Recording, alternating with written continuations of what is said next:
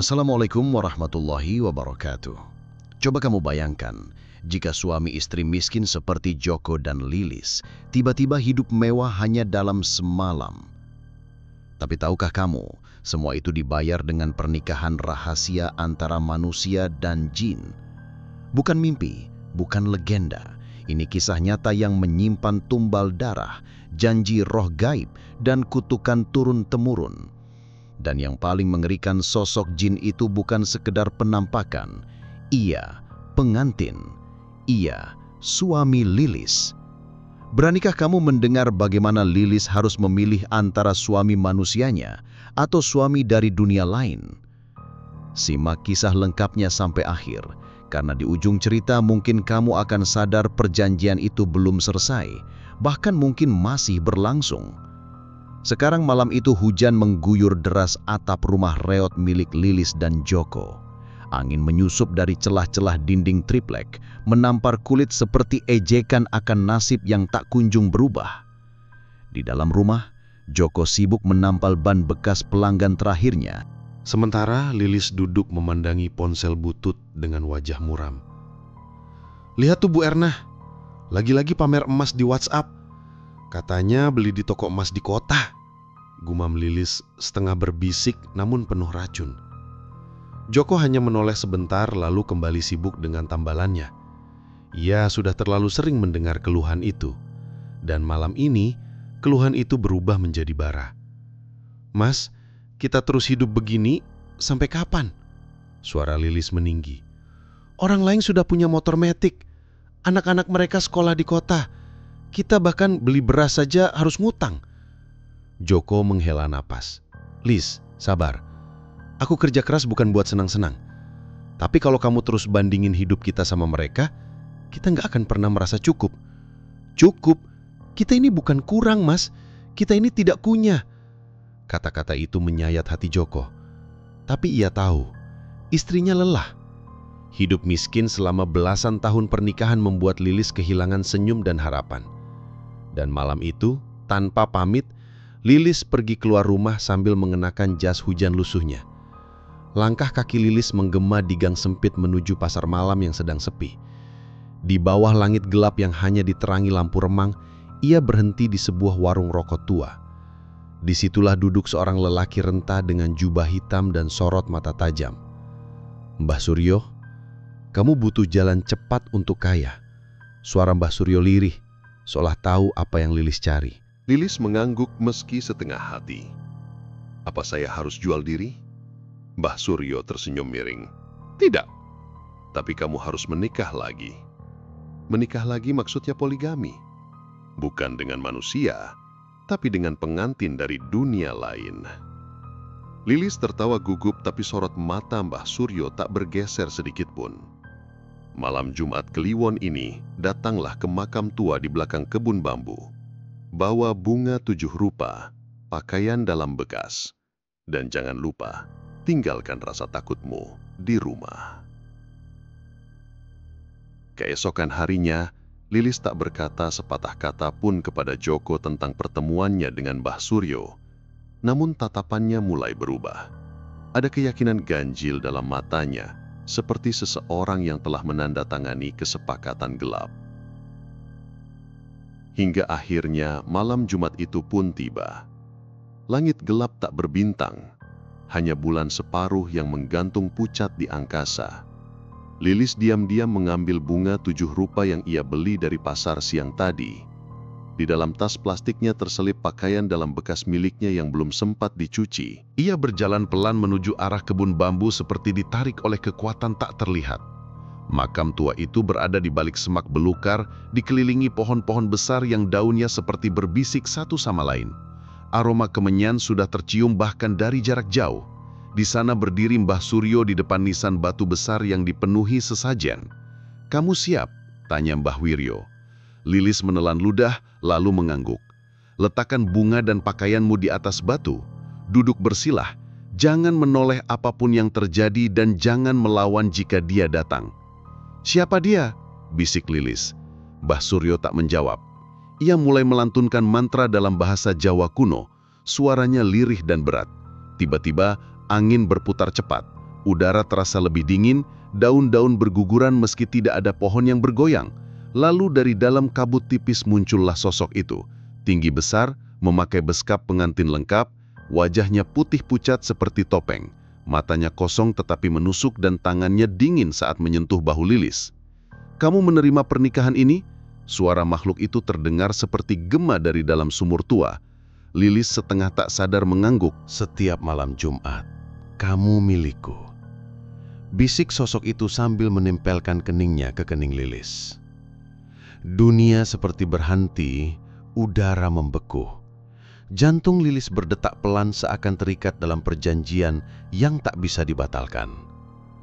Malam itu menjadi gelap sepenuhnya dan tubuh Lilis jadi miliknya. Pagi harinya, Lilis pulang dengan langkah lisgan. Di tangannya tergenggam segepok uang merah dan emas kuning seberat kalung. Wajahnya pucat, tapi matanya berbinar puas. Joko kaget melihatnya. "Lis, dari mana aja kamu semalaman? Kamu gak apa-apa?" Lilis hanya tersenyum. "Gak apa-apa, Mas. Aku cuma mulai usaha baru." Joko melihat istrinya berubah. Tapi sebelum ia bisa bertanya lebih jauh, Lilis menyerahkan uang ke tangannya. "Ini buat kamu. Beli apa saja yang kamu butuhkan. Anggap ini awal dari kehidupan baru kita." Joko masih bingung. "Lis, kamu dapat dari mana uang sebanyak ini?" Lilis tak menjawab. Ia hanya berjalan masuk ke kamar, lalu menutup pintu perlahan. Suara gemerincing logam dari dalam tasnya masih terdengar seolah mengumandangkan satu pesan tak tertulis. Perjanjian itu telah dimulai. Malam Jumat berikutnya, Lilis bersiap lagi. Tapi kini ia tak sendiri. Sosok bayangan hitam mulai mengikuti dari cermin kamar. Langit malam Jumat kembali kelam. Angin meniupkan suara lengking dari sela-sela pepohonan seperti lolongan makhluk yang tidak ingin dilupakan. Rumah Lilis dan Joko mulai tampak lebih rapi. Dinding yang dulunya retak kini dicat baru. Namun di balik keindahan luar itu, tersimpan rahasia yang mulai menuntut janjinya. Hari itu, Lilis terlihat sibuk di dapur. Ia mencuci pakaiannya sendiri, tapi menyisihkan satu pakaian dalam yang ia taruh rapi di atas nampan bersama bunga 7 rupa dan sebotol minyak wangi beraroma melati. Joko memandangnya dengan heran. "Lis, kamu lagi bikin apa? Kenapa ada bunga kayak di kuburan gitu?" Lilis tersenyum tipis. "Pesanan orang, Mas, buat doa-doa," katanya. Joko tak curiga. Ia hanya mengangguk dan pergi keluar rumah. Membetulkan sepeda motor tua yang belakangan tak pernah dipakai, karena Lilis selalu menyuruhnya naik ojek online yang kini bisa ia bayar dengan mudah. Tengah malam menjelang, Lilis berdiri di depan cermin kamar dengan mengenakan kebaya putih lusuh. Di lehernya tergantung kalung emas yang ia dapat dari malam pertama perjanjian. Wajahnya ia poles tipis dengan bedak dingin. Tatapannya kosong. Namun ada senyum yang mengembang seperti sedang menanti kekasih. Lilis menatap pantulan Lisya yang mulai kabur di cermin. Lalu samar-samar ada sosok lain muncul di balik bayangannya. Tinggi berjubah pengantin Jawa dan wajahnya tak jelas. Tapi sepasang matanya menyala redup. "Pengantin datang," bisik suara dari balik cermin, dingin seperti bisikan angin dari liang kubur. Lilis tak bereaksi, seakan sudah tahu dan bersiap. Ia membuka jendela kamar pelan. Angin berhembus deras dan lampu kamar berkelap-kelip, lalu padam. Saat itulah suara derap kaki berat terdengar dari luar. Langkah demi langkah mendekat ke rumah, lalu ke depan kamar. Pintu kamar terbuka sendiri. Dari balik kegelapan, muncul pengantin londo ireng. Sosok jin lelaki berpakaian pengantin lengkap, berwajah putih seperti kapur. Rambutnya panjang terurai dan tubuhnya mengeluarkan bau tanah basah dan kemenyan busuk. Lilis terdiam. Sosok itu melangkah mendekat, mengangkat tangannya dan menyentuh kening Lilis. "Satu malam lagi dan kekayaan bertambah," bisiknya dalam bahasa Jawa yang mendengung seperti gema dalam gua. Kemudian tubuh Lilis lemas. Ia roboh ke lantai dan nafasnya melambat, namun tidak hilang. Malam itu, pintu kamar tertutup rapat dan tak terbuka sampai pagi menjelang. Pagi hari Joko terbangun dan melihat Lilis sudah duduk di meja makan. Wajahnya pucat, tapi senyumnya lebar. Di meja ada tas belanjaan besar, berisi beras, telur, daging, bahkan kopi impor kesukaannya. "Mas, aku belanja banyak. Mulai sekarang kamu nggak perlu tambal ban lagi. Kita buka toko online aja. Aku sudah buatkan semuanya." Joko mengernyit. "Toko online? Kamu dapat uang dari mana lagi?" Lilis hanya tersenyum. "Aku kerja sama orang, dapat modal dari dia." "Siapa orangnya?" tanya Joko curiga. "Teman lama." "Sudahlah Mas, kita mulai hidup baru. Kamu harus bangga, karena istrimu sekarang bisa bantu nafkah," ucap Lilis, lalu mengalihkan pembicaraan. Joko masih merasa ganjil, tapi melihat Lilis yang tampak bahagia, ia mencoba menyingkirkan rasa curiga. Ia tak tahu bahwa malam Jumat itu hanyalah awal dari siklus setan yang semakin menggila. Di malam berikutnya, Joko mulai mendengar suara aneh dari kamar mereka. Bukan suara manusia, tapi geraman rendah seperti nafas berat seekor binatang buas. Ketika ia coba membuka pintu, ia mendapati pintu itu terkunci rapat. Dari dalam kamar terdengar suara jeritan lirih. Bukan jeritan kesakitan, tapi seperti suara listih atau mungkin tangisan tertekan. Lilis, buka pintunya," teriak Joko sambil mengetuk keras. Tapi tidak ada jawaban. Lampu kamar terus berkedip, lalu padam. Pagi harinya, saat Lilis membuka pintu kamar, wajahnya kembali pucat. Tapi kini matanya terlihat lebih sayap melamun. "Maaf Mas, aku tidur nyenyak banget semalam. Mungkin kamu salah dengar," ucapnya singkat, lalu buru-buru keluar rumah. Joko tak menjawab. Ia menatap kamar mereka dan merasa ada sesuatu yang berubah, tapi belum tahu apa. Di luar desa, tepatnya di pasar belakang dekat musola, Mbah Suryo duduk termenung sambil membakar kemenyan. Di depannya, nampan sesajen kosong dan foto Lilis yang ia letakkan di bawah lilin menyala. Dari balik asap yang mengepul, muncul bayangan wajah pengantin londo ireng dan suaranya berbisik. "Wanita ini mulai lupa rasa takut. Tapi dia masih milikku. Kekayaan belum lunas. Malam Jumat akan jadi nerakanya jika dia mencoba lari." Mbah Suryo mengangguk pelan. Ia tahu perjanjian itu sudah mengikat dan satu kesalahan kecil dari Lilis akan membuatnya tidak hanya kehilangan kekayaan, tapi juga jiwanya. Malam Jumat kembali datang. Lilis mulai merasa sesak saat tidur. Tiba-tiba ia melihat sosok pengantin londo ireng berdiri di pojok kamar tidak bergerak, menatapnya dengan mata yang kini mengeluarkan air hitam. Pagi itu, rumah Lilis dan Joko berubah drastis. Dinding rumah yang semula lapuk kini berlapis cat hijau muda yang segar.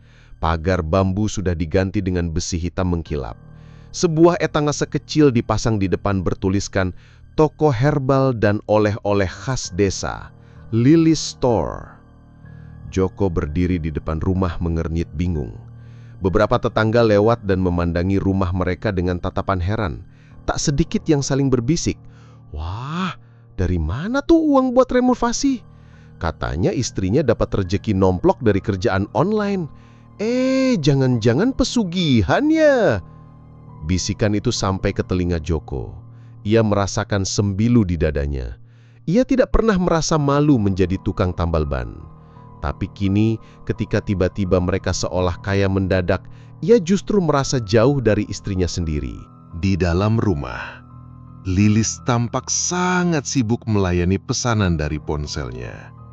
Kotak-kotak paket menumpuk di sudut rumah. Minyak herbal, jamu, dan kerajinan bambu dikirim ke berbagai kota besar. Ia bahkan menggaji 2 remaja tetangga untuk membantu pengemasan. "Mas, kamu tenang aja, biar aku yang urus semua," kata Lilis sambil menyodorkan segepok uang pada Joko. "Ini untuk kebutuhan kamu, mau beli alat bengkel baru juga boleh." Joko menerima uang itu dengan tangan gemetar. Wajahnya suram. "Lis, ini semua dari mana?" "Dari usahaku, Mas. Aku akan bilang ada temanku bantuin modal." "Teman siapa?" tanyanya pelan, hampir berbisik. "Kenapa aku nggak pernah lihat dia?" Lilis hanya tersenyum. "Udahlah Mas, jangan tanya-tanya yang aneh." Joko menatap dalam-dalam mata istrinya. Ada sesuatu yang berbeda. Tatapan itu tak lagi hangat. Seolah ada bayangan orang lain yang menumpang di balik sorot matanya. Malam Jumat pun tiba. Joko merasa tidak enak sejak sore. Suasana rumah terasa berat. Lampu-lampu sering meredup meski listrik normal. Suara angin menderu pelan di balik genteng. Bahkan suara jangkrik pun seperti berhenti bersamaan. Lilis bersiap lebih awal malam itu. Ia mengenakan daster merah tua, menyisir rambut panjangnya perlahan. Di atas meja kecil dekat ranjang, ada lilin putih, bunga melati, dan kain kafan kecil yang dilipat rapi. Joko yang curiga diam-diam mengintip dari celah pintu kamar. Lilis menyalakan lilin dan menatap cermin. Dari dalam pantulan, sesosok makhluk tinggi mulai muncul perlahan. Matanya merah redup, wajahnya seperti manusia yang dipoles bedak putih, tapi rahangnya panjang dan dagunya runcing seperti tengkorak. Joko tercekat. Tiba-tiba Lilis menoleh. "Mas, kamu ngintip ya?" Pintu kamar bergetar dan brak tertutup sendiri dengan keras. Joko terdorong ke belakang. Dadanya sesak. Lampu rumah padam seketika. Dari dalam kamar terdengar suara tangis. Bukan tangis manusia biasa. Ada nada dalam tangis itu yang membuat bulu kuduk meremang. Tangis itu disusul jeritan lirih seperti suara wanita yang kesurupan saat melahirkan. Joko panik. Ia mencoba membuka pintu lagi tapi pintunya terkunci rapat. Ia mendubrak sekali, 2 kali, hingga akhirnya pintu terbuka sendiri. Sunyi. Ia masuk pelan dan mendapati Lilis sudah tertidur di atas ranjang. Tapi ada bekas telapak kaki besar dan berlumpur di lantai menuju tempat tidur. Di dekat jendela ada setangkai bunga melati yang tampak layu dan lilin yang meleleh habis meski baru dinyalakan beberapa menit. Keesokan harinya, Lilis bertingkah seperti biasa, bahkan lebih sibuk dari hari-hari sebelumnya. Pesanan semakin banyak, rekening terus bertambah. Tapi setiap malam Jumat, wajahnya semakin pucat. Bibirnya sering biru, dan ada lingkaran gelap di matanya seperti kurang tidur. "Mas, jangan ganggu aku malam Jumat ya. Aku butuh waktu sendiri," ucapnya suatu pagi, sambil merapikan sesajen kecil dalam kotak kayu. Joko menatap benda itu. "Itu apa?" "Peralatan spa," jawab Lilis cepat. "Pelanggan online sekarang suka hal-hal tradisional." Joko hanya mengangguk. Tapi pikirannya makin kacau. Ia mulai mengingat sesuatu. Mimpi buruk yang berulang-ulang datang. Dalam mimpi itu, ia melihat Lilis bersanding dengan sosok pengantin laki-laki. Wajah pria itu rusak, matanya kosong, tapi ia memeluk Lilis dengan lembut seperti pasangan sah. Suatu sore, Joko memberanikan diri pergi ke Ustadz Samsul, ustadz muda yang baru pindah ke desa itu. "Maaf Ustadz, saya mau tanya. Kalau seseorang tiba-tiba kaya dan tiap malam Jumat kamar istrinya tertutup dan ada suara aneh, itu tandanya apa ya?" Ustadz Samsul menatapnya dalam. "Ada aura kelam di rumahmu. Kau pernah lihat tapak kaki yang tak wajar?" Joko mengangguk. "Kau harus berhati-hati. Jin yang terikat dalam pesugihan pengantin. Bukan sekedar jin pencari tumbal. Dia bisa mencintai dan mengikat selamanya." Joko menegang. "Mengikat selamanya?" Ustadz menunduk. istri membuat perjanjian untuk menikah dengannya, maka ia sudah jadi milik jin itu. Tiap malam Jumat itu bukan cuma ritual.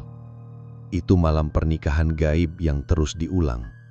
Joko merasa dunia runtuh, dadanya sesak. Ia berjalan pulang dengan kepala pusing. Sesampainya di rumah, Lilis sudah duduk di depan cermin menatap pantulan dirinya. Kali ini sosok pengantin lelaki itu tidak lagi sekadar bayangan. Ia berdiri di belakang Lilis, nyata, dan menatap Joko lewat cermin. Malam Jumat kembali datang. Lilis menjerit dari balik kamar yang terkunci. Tapi kali ini bukan karena kerasukan, melainkan karena ia sadar tubuhnya mulai berubah. Urat-urat hitam muncul di lehernya. Sesuatu yang lebih gelap telah masuk ke dalam raganya. Malam Jumat itu terasa berbeda. Udara terasa lebih dingin dari biasanya. Dan keheningan rumah Joko dan Lilis seolah menyimpan sesuatu yang menakutkan. Joko duduk sendirian di ruang tengah. Matanya menatap kosong ke arah pintu kamar yang tertutup rapat. Dari balik pintu itu ia bisa mendengar suara desahan, lirih seperti tangisan, lalu berubah menjadi erangan keras bercampur suara berat yang bukan milik Lilis. Ketakutan bercampur penasaran menghantui pikirannya. Joko sudah cukup lama menahan kecurigaan. Istrinya yang dulu lembut dan penyayang kini berubah menjadi wanita yang misterius dan sering menyendiri, terutama setiap malam Jumat. Ia pernah mencoba bertanya, tapi jawabannya selalu membuat Joko merasa bersalah. Katanya, itu hanya ritual wirid untuk mendatangkan keberkahan dalam usaha. Namun, malam ini suara-suara itu tak bisa lagi diabaikan. Perlahan, dengan napas tercekat, Joko melangkah menuju kamar. Tangannya gemetar saat menggenggam gagang pintu. Ia ragu, namun hatinya mendesak untuk tahu kebenaran. Dengan satu tarikan napas, ia putar gagang pintu dan membuka sedikit celah. Blar! Seketika, angin dingin menyergap keluar dari dalam kamar. Mata Joko membelalak. Di dalam ia melihat sosok hitam tinggi menjulang duduk di sisi ranjang membelakanginya. Lilis tergeletak di tempat tidur mengenakan gaun putih lusuh. Tubuhnya kaku dan matanya terbuka lebar. Sosok itu menoleh. Namun, sebelum Joko sempat melihat wajahnya dengan jelas, gelap menelan kesadarannya. Ia terbangun di pagi hari, tergeletak di lantai ruang tamu dengan keringat dingin membasahi tubuh. Lilis sudah berdiri di sampingnya tampak seperti biasa, seolah tidak terjadi apa-apa semalam. "Kamu pingsan di depan kamar? Aku temukan pagi-pagi tadi," ujar Lilis sambil tersenyum tipis. "Jangan terlalu keras kerja, Mas. Istirahatlah." Joko menatap istrinya ingin bertanya, tapi bibirnya keluh. Hatinya menjerit. Ia tahu apa yang dilihatnya semalam bukan mimpi. Hari itu, ia memberanikan diri mendatangi seorang tokoh agama di kampung sebelah, Ustadz Jeffrey, seorang ustadz sepuh yang dikenal karena sering membantu warga mengusir gangguan gaib. Joko menceritakan semuanya dari perubahan sikap Lilis hingga sosok yang dilihatnya. Wajah Ustadz Jeffrey langsung berubah serius. "Rumahmu kini dilingkupi aura gelap, Nak. Ini bukan gangguan biasa. Aku curiga ada perjanjian gaib yang sudah dijalankan oleh istrimu. Bisa jadi dia tidak sepenuhnya sadar, atau justru memilih sadar." Joko hanya bisa menunduk.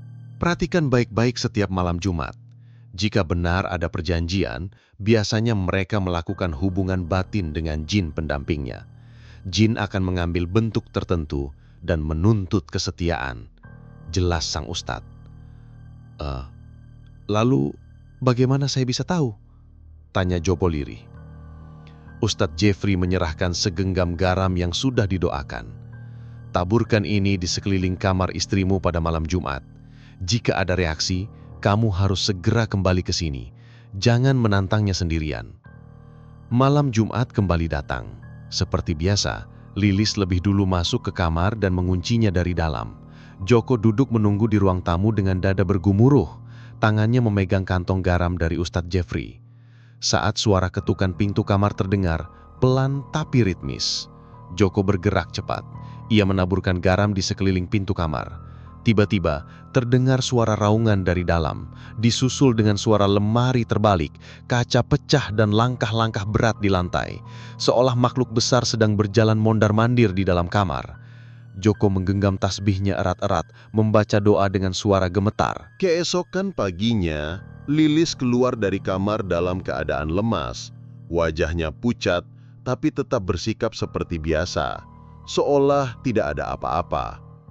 Namun, yang membuat Joko makin ngeri adalah sesuatu yang ia temukan setelah Lilis pergi ke dapur.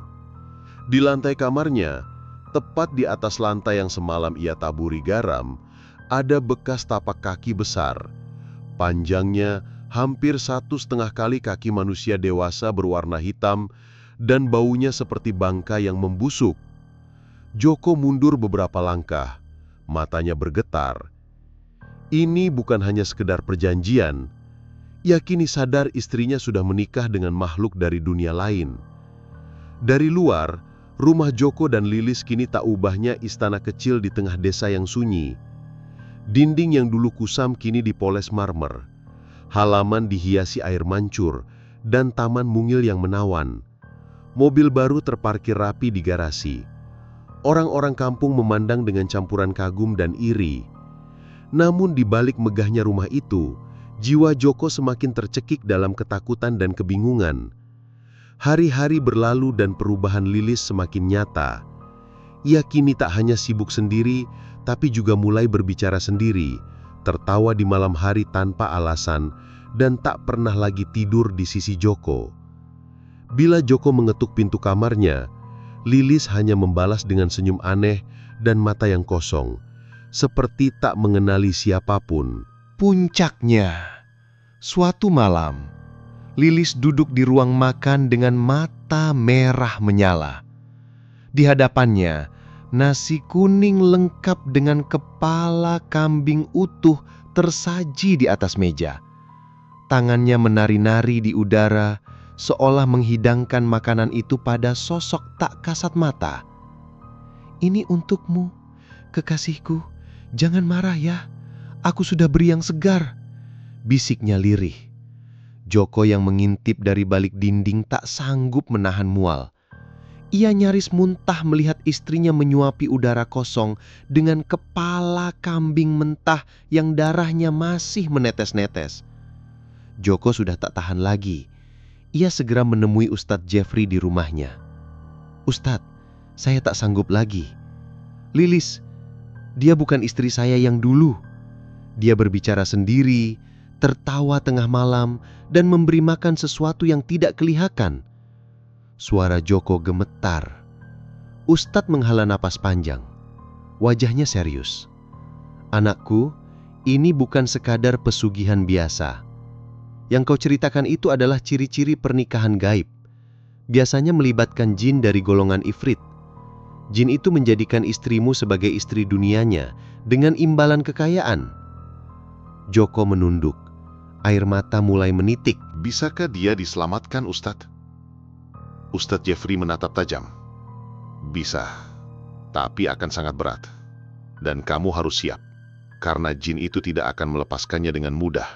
Ada syarat-syarat yang harus ditebus. Dan kadang, nyawa jadi taruhannya.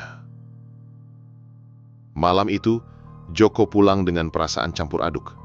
Namun di hadapannya, rumah itu kini tak lagi terasa megah. Ia seperti masuk ke dalam sarang neraka.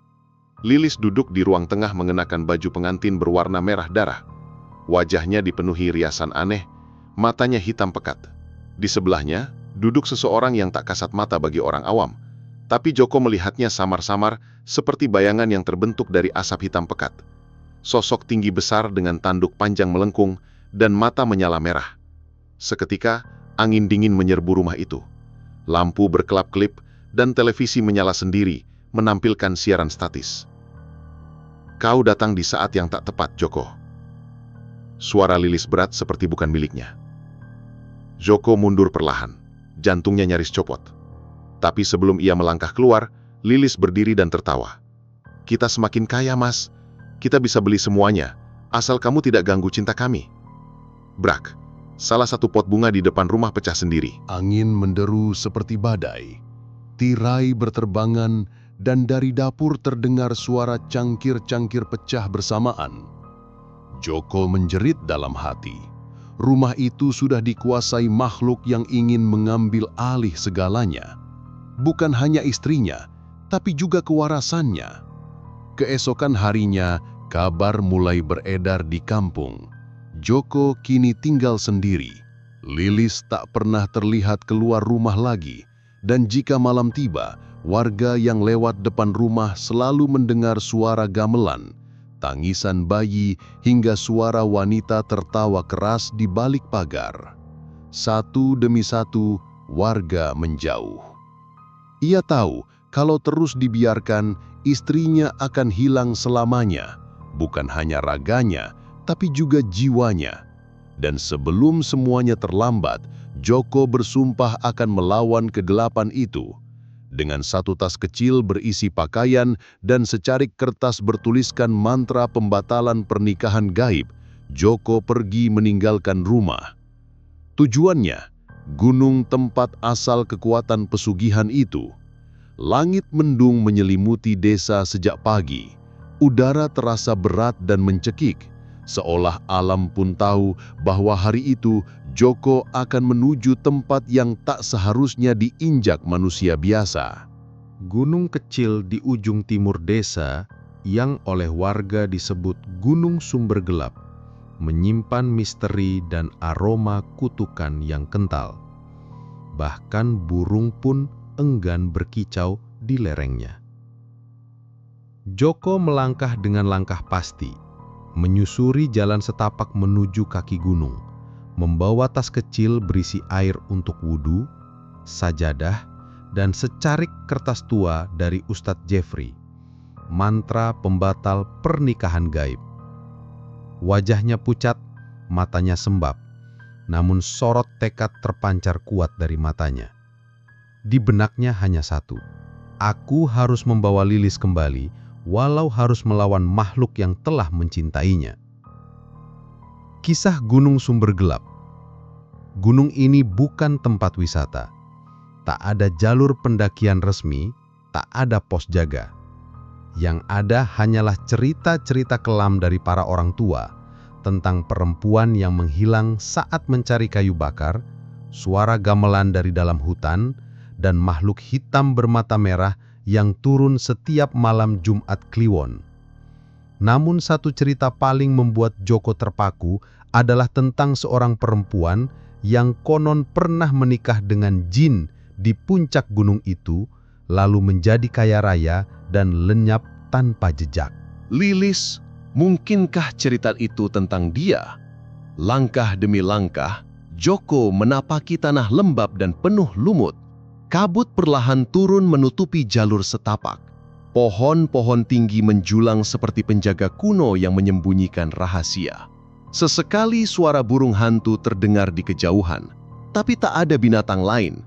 Tak ada jangkrik, tak ada nyamuk, hening, hanya degup jantungnya sendiri yang menjadi musik perjalanan.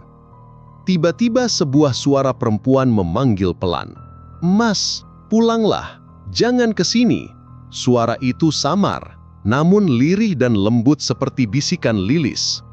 Joko berhenti, nafasnya tercekat. Ia menoleh ke kanan dan mendapati sekelebat sosok perempuan berbaju merah di balik pohon besar.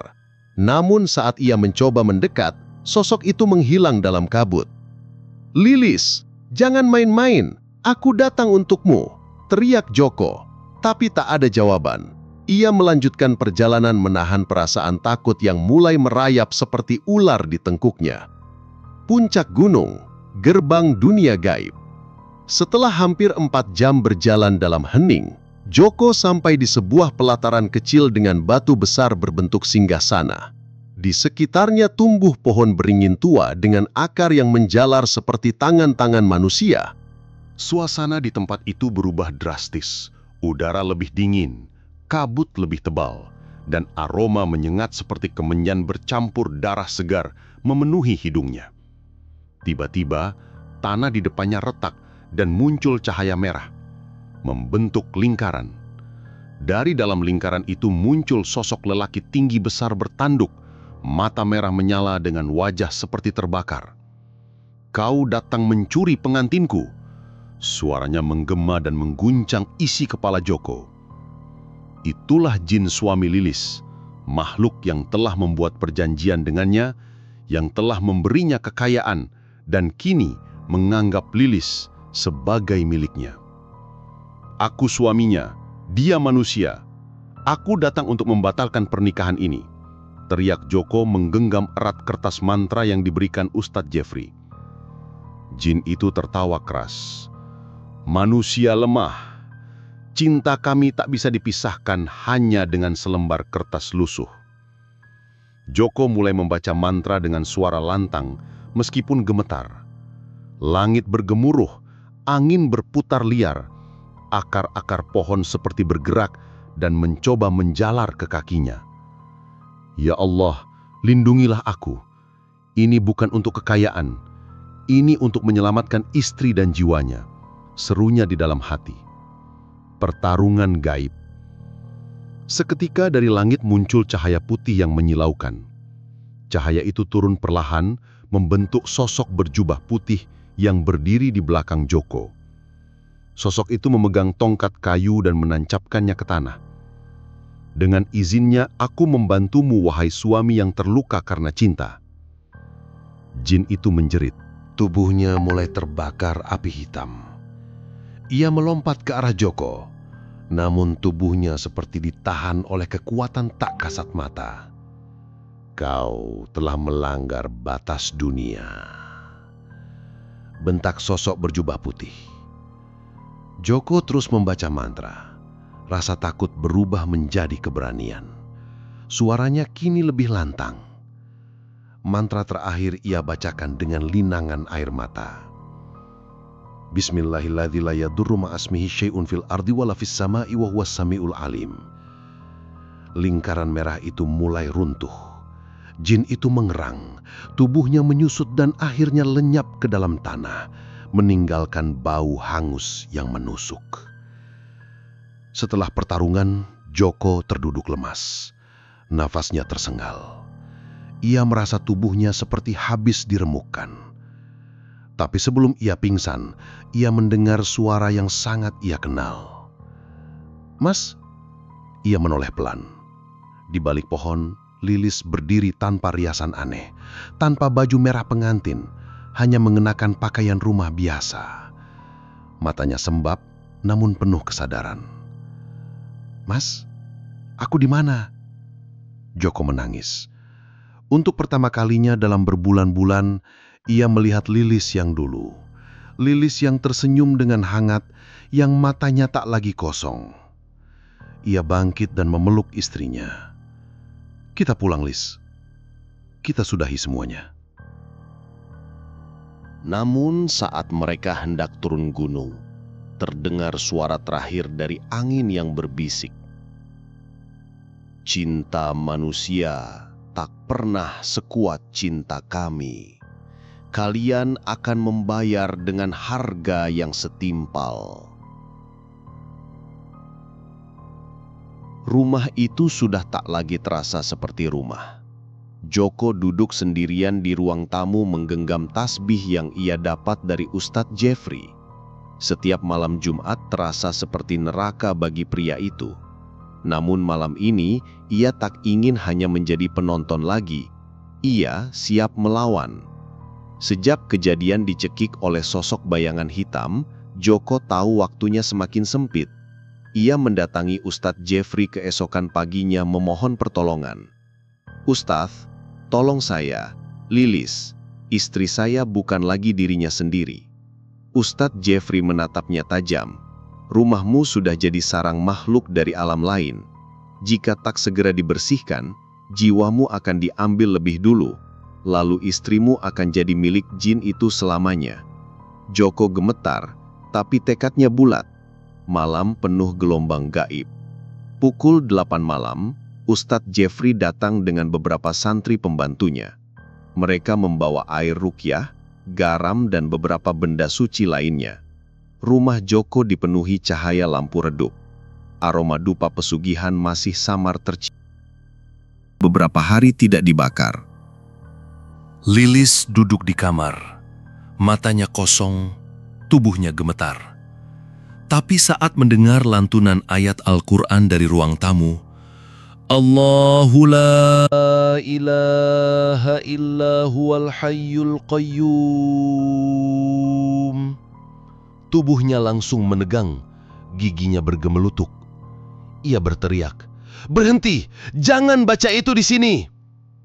Ustadz Jeffrey tetap melanjutkan bacaannya.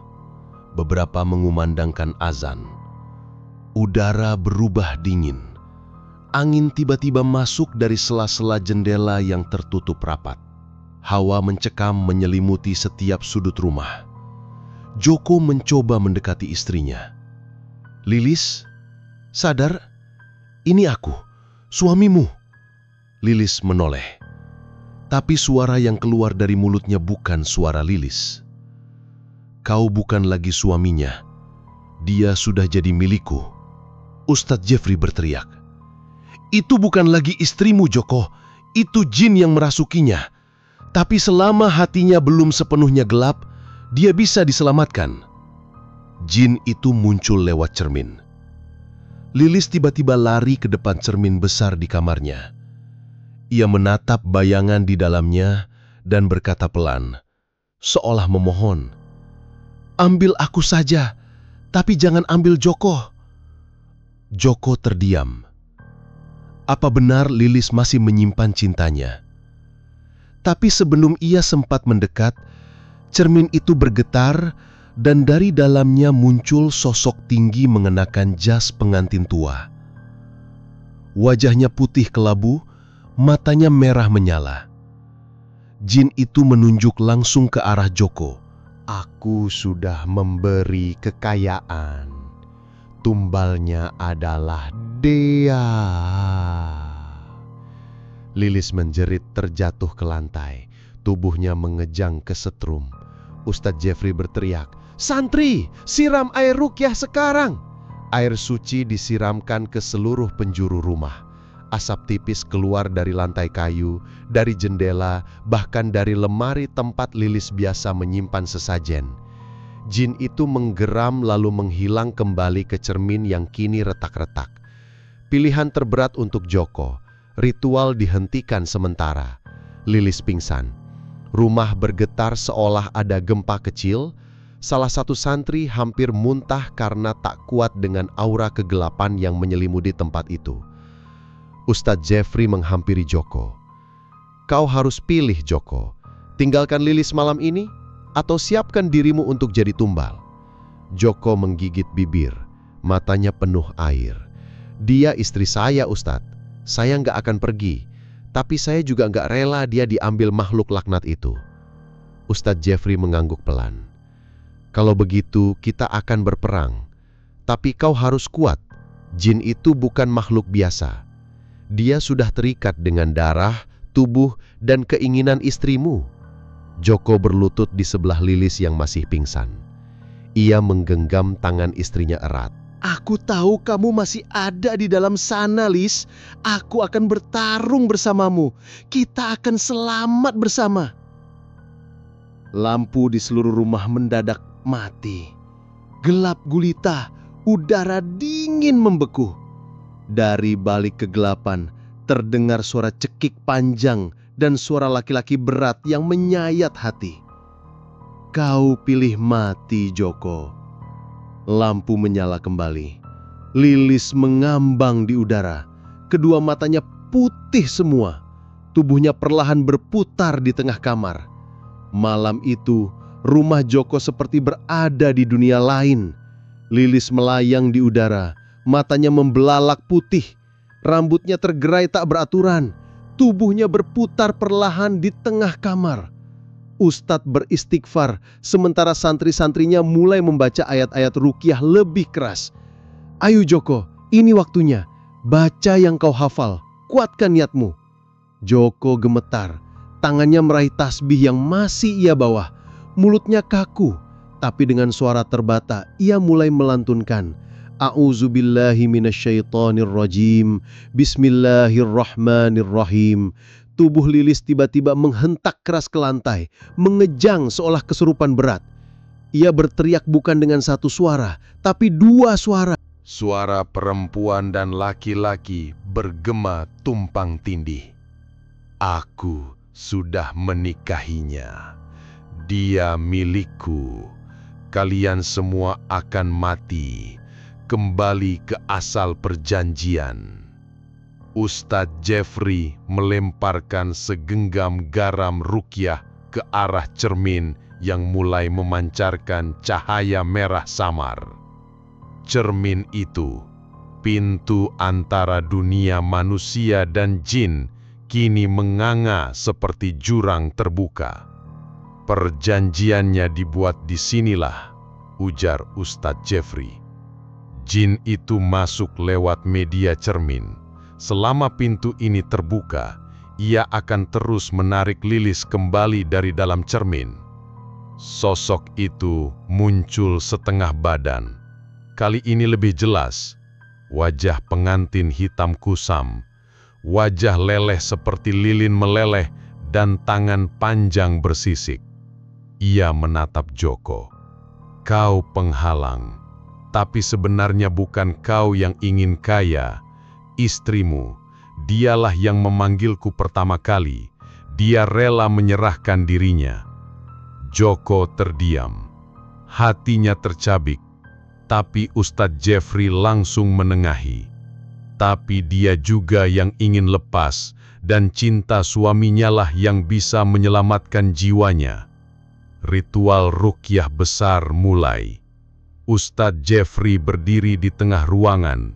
Santri mengelilingi membentuk formasi segi lima. Mereka membaca, Allahumma antal haq, Allahumma antal haq. Joko memegang kepala Lilis yang masih menggeliat memohon pada istrinya. Lilis, ingat aku. Ingat saat kita makan nasi garang bareng waktu awal nikah. Ingat saat kamu hamil pertama. Aku tahu kamu bisa dengar aku. Tolong lawan. Air mata menetes dari sudut mata Lilis. Pelan, nyaris tak terlihat. Tiba-tiba sosok jin itu menggeram dan melompat dari dalam cermin menerjang ke arah Joko. Pertarungan jasad dan roh, jin itu menghantamkan tangannya ke dada Joko, membuat pria itu terlempar ke dinding. Ustadz Jeffrey meneriakkan ayat kursi. Allahu la ilaha illa huwal hayyul qayyum. Seketika jin itu melolong, tubuhnya mulai terbakar dari dalam, tapi ia masih kuat. Ia meraih tubuh Lilis dan menariknya ke arah cermin. Aku akan membawanya. Dia milikku. Lilis berteriak, tapi kali ini dengan suaranya sendiri. Tidak, aku tidak mau lagi. Aku menyesal.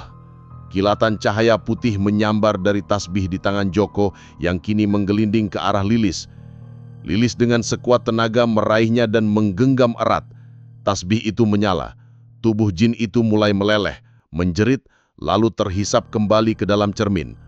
Tapi sebelum menghilang, ia meninggalkan satu kalimat terakhir. Perjanjian belum berakhir. Aku akan kembali di generasi berikutnya. Boom! Cermin itu pecah jadi serpihan dan semua lampu rumah mendadak menyala kembali. Sesudah semua berakhir, Lilis pingsan dalam pelukan Joko. Tangisnya pecah. Maafkan aku cuman ingin kita nggak miskin lagi. Aku nggak tahu harus kemana. Joko memeluk istrinya dengan erat. Kita miskin nggak apa-apa, asal kita masih punya satu sama lain. Ustadz Jeffrey tersenyum tipis, tapi wajahnya tetap waspada. Perjanjian seperti ini kadang menyisakan jejak. Kalian harus bertaubat sungguh-sungguh dan jangan pernah tinggal di rumah ini lagi. Joko mengangguk. Kami akan pergi dan memulai dari awal, sekalipun itu dari nol saat mereka membereskan rumah. Keesokan harinya, seorang tetangga kecil yang masuk ke rumah tiba-tiba melihat sesuatu di sudut kamar. Serpihan cermin yang masih menyala merah, suasana tenang yang menyesatkan. Beberapa hari telah berlalu sejak kejadian malam Jumat yang mencekam. Joko dan Lilis memutuskan meninggalkan rumah tua mereka dan menumpang sementara di rumah orang tua Joko yang sederhana di desa seberang. "Yang penting kamu sehat, Lis," bisik Joko setiap malam. "Aku nggak akan biarin kamu sendirian lagi." Lilis perlahan mulai pulih, tapi dalam tidurnya ia masih sering mengaum. "Aku dengar suara dia belum pergi." Anak kecil dan cermin pecah. Sementara itu, rumah tua yang mereka tinggalkan mulai kosong dan suram. Tak ada yang berani masuk kecuali Lucy, anak tetangga sebelah yang penasaran. Suatu sore, Lucy mengendap masuk lewat jendela belakang yang tak terkunci. Ia menjelajahi ruang demi ruang, sampai matanya tertumbuk pada satu hal aneh di bawah tempat tidur bekas Joko dan Lilis. Serpihan cermin yang memantulkan cahaya samar merah. Saat Lucy mendekat, serpihan itu bergerak sendiri, lalu muncul bisikan kecil. "Hei, kamu sendirian ya?" Lucy mundur ketakutan, tapi tatapannya kosong. Matanya mulai memerah, dan ia melangkah pulang tanpa sadar telah membawa sesuatu bersamanya. Gejala aneh kembali muncul. Di rumah Joko, Lilis mulai sering merasa lemas dan tak nafsu makan. Tapi yang paling membuat Joko takut adalah tatapan kosong yang kadang muncul di mata istrinya, terutama saat ia menatap kaca cermin kamar. "Lis, kamu kenapa? Lihat aku dong." Lilis hanya senyum kecil lalu berkata pelan, "Kita akan kaya, Mas. Aku tahu caranya. Dia janji akan bantu." Joko langsung panik. Ia segera menghubungi Ustadz Jeffrey yang tak butuh waktu lama untuk datang. Kunjungan ke rumah lama. Atas saran Ustadz Jeffrey, mereka kembali ke rumah tua yang ditinggalkan ditemani beberapa warga. Begitu memasuki kamar bekas perjanjian itu, suasana langsung berubah dingin. Di lantai, pecahan cermin kini membentuk pola segitiga, dan di tengah-tengahnya, jejak kaki anak kecil mengarah ke jendela. "Ini belum selesai," gumam Ustadz Jeffrey. "Jin itu sedang mencari pintu masuk baru. Kali ini dia tidak mengincar Lilis, tapi seseorang yang lebih lemah." Pengakuan dari anak kecil. Keesokan harinya, Lucy, anak kecil itu, tiba-tiba demam tinggi dan tak sadarkan diri. Ibunya menangis sambil berkata, "Tadi malam dia bicara aneh, bilang dia mau nikah sama pengantin dari cermin." Ustadz Jeffrey murka. Jin itu licik, dia sedang menyebar warisan perjanjian pada siapa saja yang terhubung dengan rumah ini. Jin ingin menurunkan perjanjian. Dalam ruqyah darurat terhadap Lucy, jin itu berbicara lewat mulut anak kecil. "Lilis sudah milikku, tapi dia lemah. Aku ingin yang baru, yang bersih. Anak-anak lebih mudah dikendalikan." Suasana menjadi kacau, lampu mati, angin kencang menerjang ruangan. Tapi Ustadz Jeffrey berdiri tegak mengangkat kedua tangannya. "Demi Allah, aku bersumpah jika kau tak pergi, akan aku bakar seluruh pintumu." Ritual berlanjut hingga jin itu menjerit dan tubuh Lucy bergetar hebat lalu pingsan. Tapi sebelum pergi, suara itu berkata lirih, "Kalian boleh menang sekarang, tapi perjanjian sudah menetes, turun dari darah ke darah, dari mata ke mata." Peringatan terakhir. Ustadz Jeffrey memandangi Joko dan Lilis dengan tatapan tajam. "Kalian harus hancurkan semua benda yang berkaitan dengan pesugihan, cermin, sesajen lama, bahkan pakaian yang dipakai saat ritual. Semua harus dibakar. Dan setelah itu, jangan pernah lihat ke cermin dalam gelap. Jin ini belum selesai."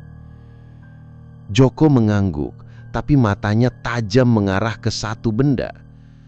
Sebuah tasbih milik Lilis yang ternyata masih menyimpan bercak darah kecil di bagian tengahnya. Malam harinya, Lilis menatap tasbih itu sendirian.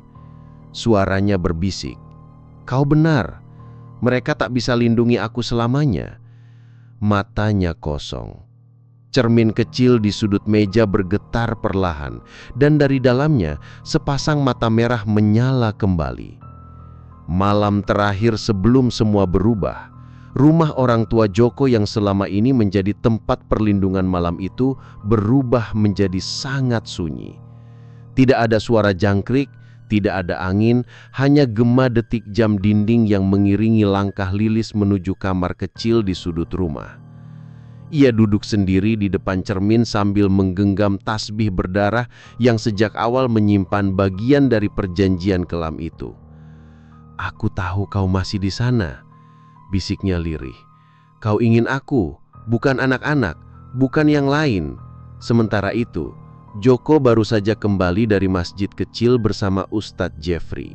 Mereka membawa air ruqyah dan kayu gaharu, persiapan untuk ritual terakhir, menghancurkan jejak perjanjian yang masih melekat pada Lilis. Tapi saat mereka membuka pintu rumah, suasana berubah drastis.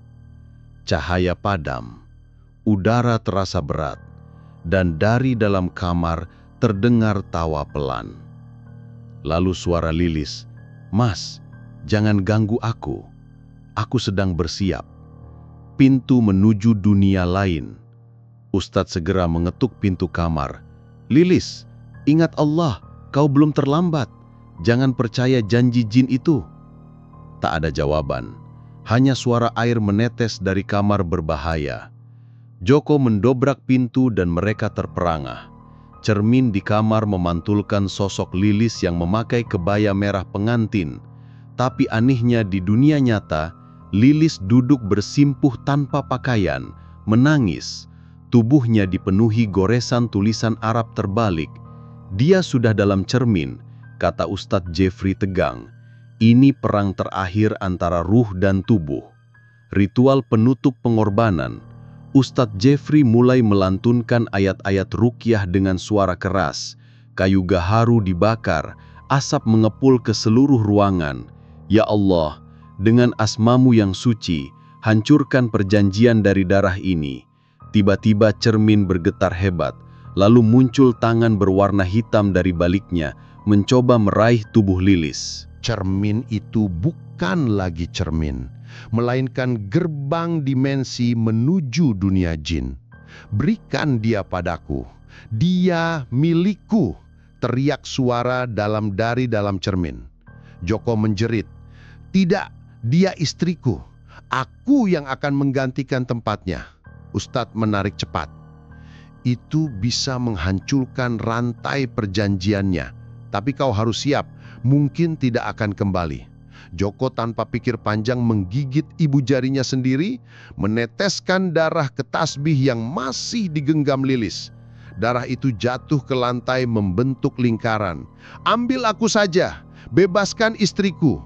Jin dalam cermin terdiam sejenak lalu tertawa keras. "Baik, perjanjian baru ditulis, tapi kau tak akan utuh lagi." Joko merangkak masuk ke cermin. Tapi Ustadz Jeffrey segera membanting cermin itu dengan air ruqyah. Cermin meledak pecah membentuk ribuan serpihan. Angin besar berhembus dan suara jeritan jin memekakkan telinga. "Tidak!" Setelah semua diam, ketika semua tenang, Lilis terbaring lemas di lantai.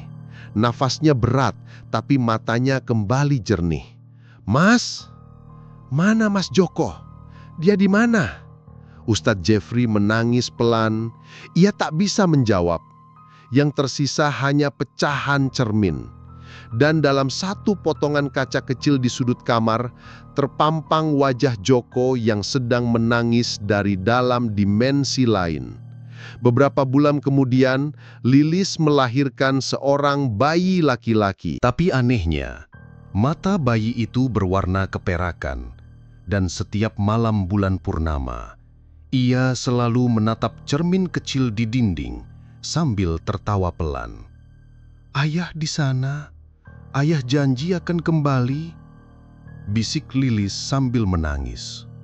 Ustadz Jeffrey pun hanya bisa berdoa, "Semoga keturunanmu tidak menjadi kelanjutan perjanjian lama." Tapi ingat, pesugihan tak pernah benar-benar selesai. Ia hanya menunggu tubuh baru, darah baru. Kekayaan yang datang dengan cepat, kadang menyimpan kutukan yang tak terlihat. seperti Lilis dan Joko yang tak sadar bahwa jalan pintas menuju kemewahan adalah jalan paling gelap yang bisa dilalui manusia. Karena ketika manusia lebih percaya pada jin daripada Tuhan, maka bukan rezeki yang datang, tapi tumbal yang menanti. Ingatlah, tak ada harta yang lebih berharga dari hati yang tenang, keluarga yang utuh, dan iman yang terjaga. Jangan pernah bersekutu dengan kegelapan demi dunia yang fana, karena janji jin selalu berujung kesengsaraan. Semoga kita semua dijauhkan dari godaan syirik dan selalu dilindungi dari tipu daya makhluk gaib. Amin.